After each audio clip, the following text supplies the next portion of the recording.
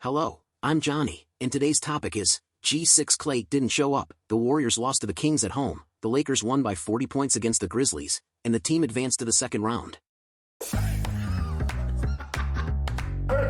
No best.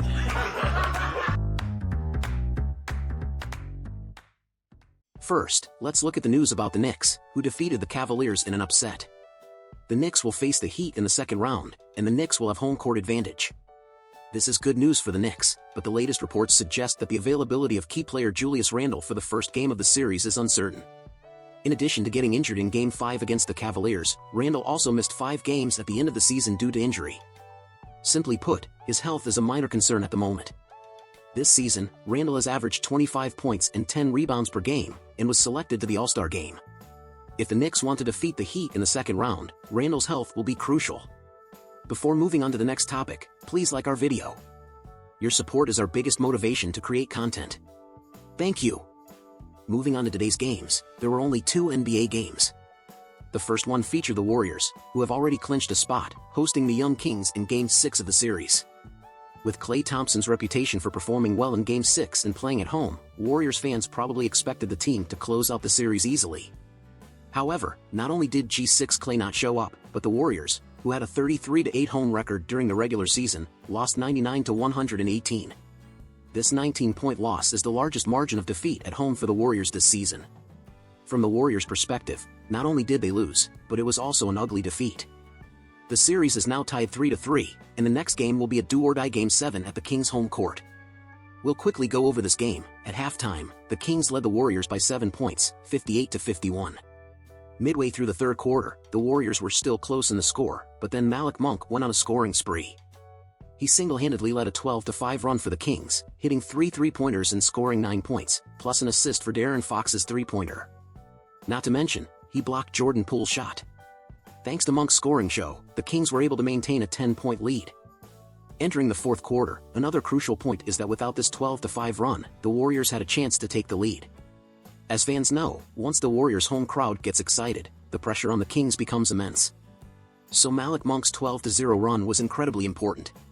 Midway through the fourth quarter, it was Kevin Huerter's time to shine. First, the defense double-teamed him, then Domantas Sabonis received the ball near the free throw line. Due to Sabonis' foul trouble in this game, he didn't choose to go one-on-one in the paint, but instead passed the ball to Keegan Murray at the 45-degree angle. Murray then passed to Huerter at the baseline. Honestly, the ball movement in this possession was excellent. Although Stephen Curry tried to contest the shot, Huerter still managed to score. In fact, after this play, Domantas Sabonis fouled out of the game. He only played 23 minutes, with 11 points, 11 rebounds, and 5 turnovers, a subpar performance. Next, Huerter faced Kevin Looney and pulled off a step-back three-pointer. At this point, the Kings were leading by 16 points. Additionally, Malik Monk's layup with 3 minutes and 45 seconds left in the fourth quarter helped the team extend their lead to 19 points. Following this, Steve Kerr made a decision that I personally think was correct. He pulled his starters off the court. In simple terms, he conceded the game and focused on preparing for Game 7, letting young players like Jonathan Kuminga and Moses Moody take the floor.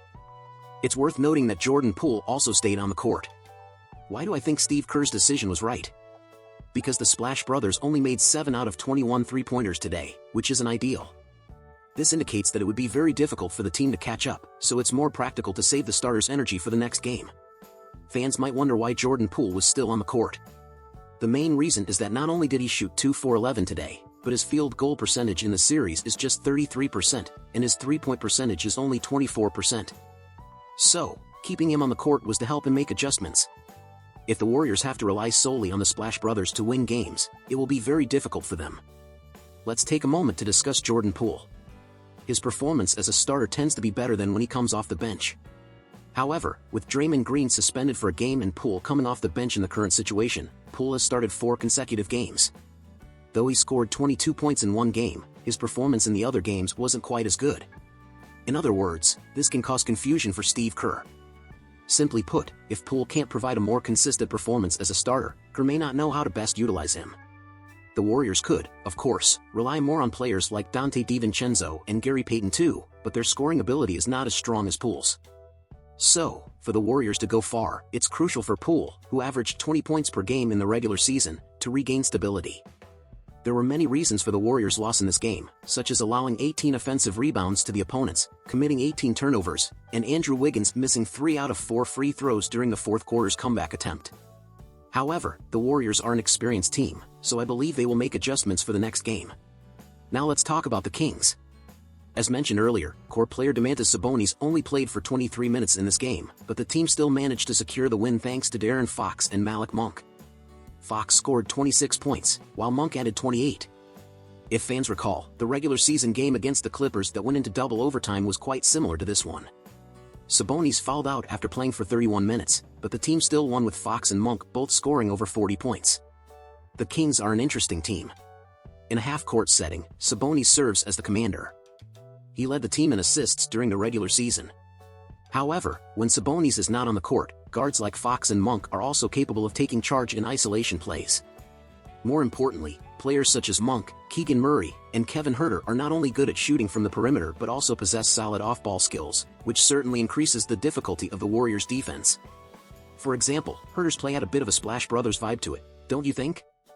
Talking about Keegan Murray, although he scored single digits in the first 3 games of the regular season, he managed to score at least 10 points in the last 3 games.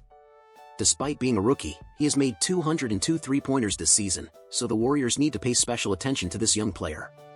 At this stage in the series, I must honestly say that the Kings' young players have shown more resilience than I had imagined. In particular, De'Aaron Fox scored 29 points in the series, performing like a seasoned playoff player. Coupled with the unpredictable Malik Monk, regardless of whether the Kings can win the series or not, I believe their young players have already made their fans proud. The decisive Game 7 between the two teams will take place on the Kings' home court, and we'll see which team will advance to the second round.